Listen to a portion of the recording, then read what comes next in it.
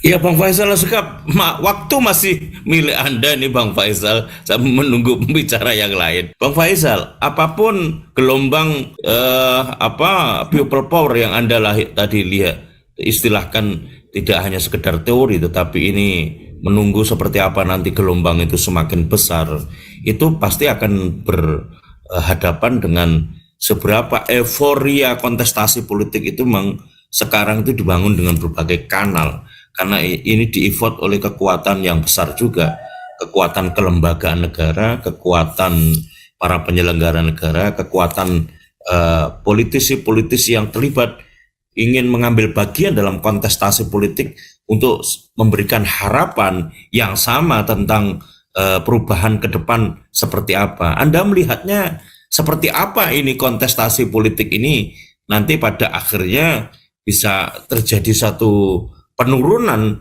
animo atau penurunan respon dari masyarakat ketika gelombang people power ini memang semakin besar akhirnya terakumulasi, Bang Faisal Asgaf. Iya, tadi saya di awal mengatakan kalau boleh kita jujur ya, misal dalam kontestasi itu bisa dilihat 3 calon yang muncul, maka 2 calon itu cenderung menyodorkan diri untuk menjadi boneka kan, yang sementara lagi dipoles oleh istana untuk melanjutkan kekuasaan Jokowi. Dan yang tersisa yang masih samar-samar atau semakin terang ya, terlihat itu adalah calon yang mengusung perubahan. Calon yang mengusung perubahan ini kan banyak nama di sana kan.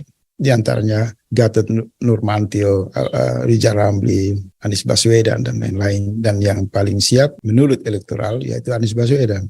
Tapi kan partai-partai yang kemudian tadinya di lingkaran kekuasaan bergabung ke kubu Gerakan Perubahan atau oposisi mulai juga mengalami tekanan. begal, jegal, dan intimidasi. Seperti Nasdem lah. Kemudian menyusul ada tekanan juga kan dari Partai Demokrat. PKS mungkin juga menyusul. Nah, oleh sebab itu tadi di awal saya mengatakan, rakyat ini melihat secara nyata, memang ada harapan lewat jalur kontestasi, jalur pemilu formal untuk memperjuangkan gerakan perubahan melalui partisipasi politik yang formal. Tapi karena Presiden Jokowi secara kurang ajar mengatakan cawe-cawe dan atau yang ditegaskan oleh Pak Yusuf Kala melakukan intervensi kan, Presiden bernafsu melakukan intervensi, maka rakyat marah, tidak lagi punya harapan soal pemilu.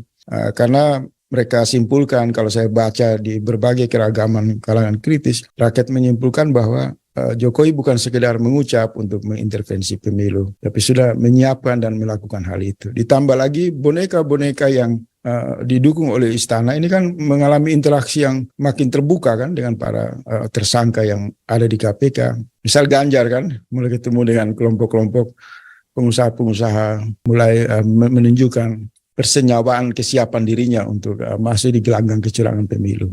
Nah ini tentu memberikan harapan rakyat itu makin pupus. Setelah mereka kembali dengan kekecewaan yang luar biasa, ada bayangan-bayangan palsu yang juga muncul kan, yaitu Pak Prabowo yang memanggil-manggil rakyat. Sudahlah kalau memang Anda nggak suka dengan boneka yang namanya Ganjar, bergabunglah dengan Prabowo. Prabowo lupa bahwa dia bergabung di lingkaran kekuasaan Jokowi itu kan menyakiti rakyat. Nah mereka yang sakit ini disuruh kembali bergabung. Makin putus asa ini rakyat. Sementara harapan dari partai oposisi ya pro perubahan ini juga udah terlihat samar-samar kandas. Hanya yang tinggal itu semacam doktrin politiknya itu politik lillahi ta'ala, hasilnya wallahu a'lam bishawab. Kira-kira begitu. Nah di tengah situasi beceknya, kerusakan, ketidakpercayaan publik terhadap sistem kontestasi ini, pemilu ini, maka muncul para orang-orang yang mengetuk pintu langit dan menginjak bumi secara realitas, menyuarakan yang namanya people power. Muncul tiba-tiba itu kan, Pak Amin Rais dari Pak Taufik dan lain-lain kan, dan mendapatkan respon yang positif dari berbagai elemen rakyat. Maka yang tersisa hanya dua. Apakah kita akan masuk ke dalam jebakan kembali kepada politik gorong-gorong dengan persiapan melahirkan petugas partai jilid 2, atau rakyat ini menggunakan hak politiknya bersatu bersama panggilan para tokoh-tokoh kritis untuk bahu-membahu turun ke jalan melakukan people power, menghentikan pusat pelestarian gorong-gorong politik itu sendiri. Jadi sudah berada pada posisi itu Ustaz Stamit kalau membaca hati pikiran rakyat. Sehingga ketika Pak Amin Rais dengan kawan-kawan mengatakan mari kita berjihad politik, mari kita turun ke jalan menggalang people power, itu kan responnya cepat, mendapat doa, mendapat sambutan yang hangat. Kenapa? Karena memang tidak ada harapan pemilu ini yang dibilang Mas Slamet tadi, ditanyakan tadi, apa ada harapan pemilu ini bisa melahirkan sebagai pintu masuk perubahan? Sebenarnya nggak ada lagi. Yang tersisa ya ini politik transaksional. Satu pemilu yang diciptakan oleh sistem peradaban politik yang hebat saja itu bisa ada kecurangan. Apalagi satu pemilu yang dikawal oleh satu rezim yang berasal dari gorong-gorong, yang memiliki watak pencopetan politik yang luar biasa, copet-copet politik yang luar biasa, tipu-tipu politik. Sudah otomatis lah pemilu ini akan lebih amburadul dari sejarah pemilu manapun di Indonesia. Dia akan menjadi sarang di mana semacam pemilu 2024 ini kemungkinan dengan begitu bernafsu Jokowi menyatakan intervensi, maka ini menjadi pemilu yang paling buruk. Buruk karena menghabiskan ratusan triliun uang negara, buruk karena disokong oleh partai-partai yang bermental rakus dan pencopet, buruk karena dibiarkan oleh civil society. Maka untuk menghentikan buruk itu tidak ada solusi. Untuk memperbaiki pemilu atau berharap partai politik bisa menghalangi kecurangan politik. Cara yang paling bagus itu yang dibuat oleh Pak Amin Rais dan kawan-kawan. Turun ke jalan, melakukan people power. Nah, kalau soal people power, saya di awal sudah tadi menegaskan. Tidak ada lagi bersifat teori. Ini menyangkut perluasan sentrum saja. Kalau mau resonansinya lebih, gelombangnya lebih besar, maka ya dari pertemuan mingguan dibikin dalam pertemuan 2 hari sekali. Dan itu malam hari.